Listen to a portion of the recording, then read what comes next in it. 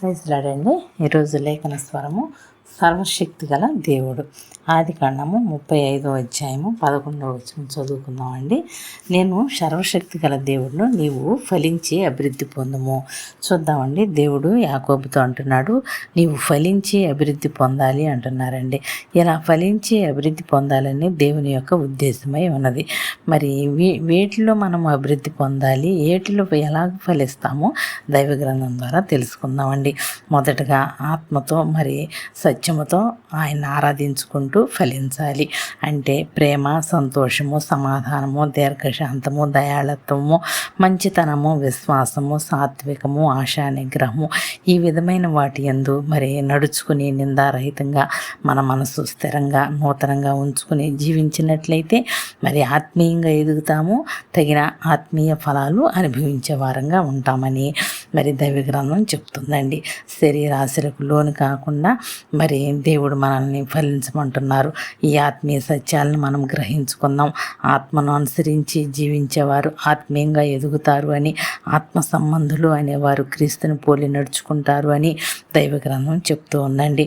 అలాగే విశ్వాస విషయంలో అభివృద్ధి పొంది ఫలించాలి. అంటే దేవుని యొక్క అది ఉద్దేశమై ఉన్నది. సంఘంలో ఉన్న వారందరూ విశ్వాస విషయంలో అభివృద్ధి చెందాలని మరి దశలోనికీలకు రాసిన పత్రికలో ఉంటుందండి. అలాగే ప్రేమను చూపించట్లో అభివృద్ధి పొందాలని సామెతల గ్రంథంలో వ్రాయబడి ఉంటుంది. మనము ప్రేమను చూపించే విషయంలో మరి ఇతరులు మనల్ని చూడాలి. దేవుడు అది చూస్తూ ఉన్నాడు. దశలోనికలో సంఘస్థులు అందరూ ఎదుటివాని ఎడల చూపు ప్రేమ అనేది విస్తరించింది. ఇలాంటి వారంగా ఉండాలని దైవ గ్రంథం మనకు చెప్తూ ఉందండి. అలాగే సంతోషం విషయంలో అభివృద్ధి చెందాలి. యెషయా గ్రంథంలో వ్రాయబడి ఉంటుంది.